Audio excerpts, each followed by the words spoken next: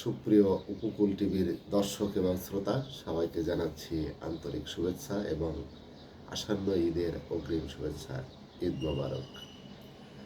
ঈদের এই আনন্দে ঢাকা শহর ছেড়ে যারা গ্রামে বা বাংলাদেশের বিভিন্ন প্রান্ত থেকে যারা গ্রামে যাচ্ছেন নিজের বাড়িতে দীর্ঘদিন পরে ঈদের আনন্দ ভাগাভাগি করার জন্য, তাদের জন্য উপকূল টিভির পক্ষ থেকে অনেক অনেক শুভেচ্ছা, শুভকামনা। নিরাপদে এই যাত্রায় অনাবিল আনন্দের পথে কোনো দুর্ঘটনা, কোনো কষ্টের বিষয় সৃষ্টি না হোক। ঈদ সকলের জীবনে আনন্দ বয়ে নিয়ে আসুক, নিরাপদে সবাই ঘরে ফিরুক এবং ঘর থেকে আবার ফিরে আসুক কর্মস্থলে। এটা আমাদের প্রত্যাশা। উপকূল টিভির পক্ষ থেকে সবাইকে অনেক অনেক শুভেচ্ছা এবং শুভকামনা। তো এই প্রত্যাশার পাশাপাশি একটি বিষয়ে কথা বলতে চাই। আজকে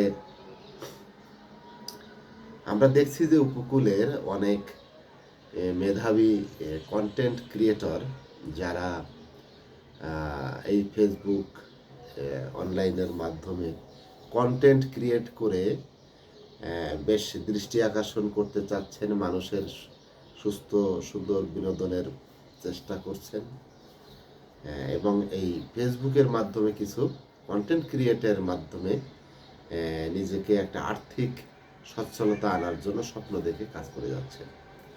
এই যে আর্থিকভাবে সচ্ছল হওয়া আর এই যে প্রচেষ্টা, এই প্রচেষ্টাকে আমি সাধুবাদ জানাতে চাই। উপকূল টিভির পক্ষ থেকে সেই সব কন্টেন্ট ক্রিয়েটরদেরকে অনেক অনেক শুভেচ্ছা এবং শুভকামনা জানাই।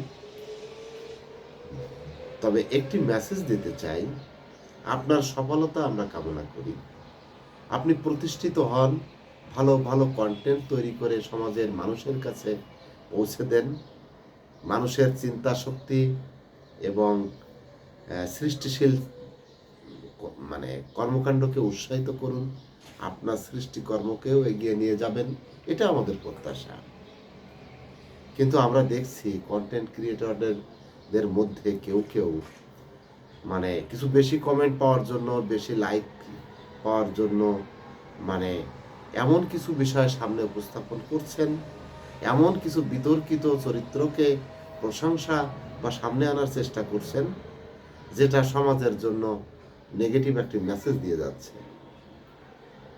হ্যাঁ, আপনাদের ভিউ বাড়ানোর জন্য, আপনাদের কন্টেন্টের ভ্যালু বাড়ানোর জন্য, লাইক কমেন্ট শেয়ার বাড়ানোর জন্য আপনারা কিছু অনৈতিকতাকে উৎসাহিত করছেন, উস্কে দিচ্ছেন। আমি অনুরোধ করব এইসব কন্টেন্ট ক্রিয়েটর যারা আছেন তারা এই বিষয়টির ক্ষেত্রে একটু সতর্ক থাকবেন। আমরা এমন নেগেটিভ এবং নেতিবাচক এবং যেটা সমাজের জন্য অকল্যাণকর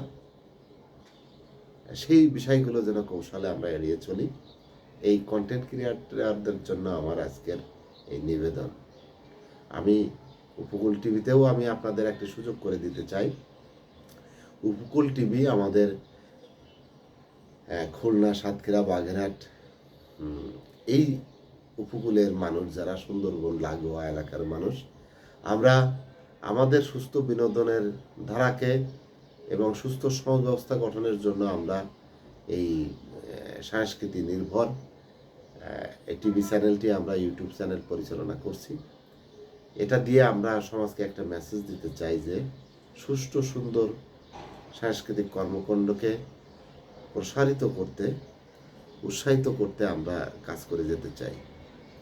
এবং যেসব কন্টেন্ট ক্রিয়েটররা এখনও আর্থিক ইনকাম করতে পারেন নাই, আপনারা যদি ভালো মানের কন্টেন্ট তৈরি করে আমাদের উপকূল টিভিতে দেন, তাহলে আমরা তার বিনিময়ে একটি অর্থ, এটা খুব বেশি না হলেও মোটামুটি আপনার ভালো লাগার, আপনার উৎসাহটাকে ধরে রাখার জন্য এটা গুরুত্বপূর্ণ হতে পারে।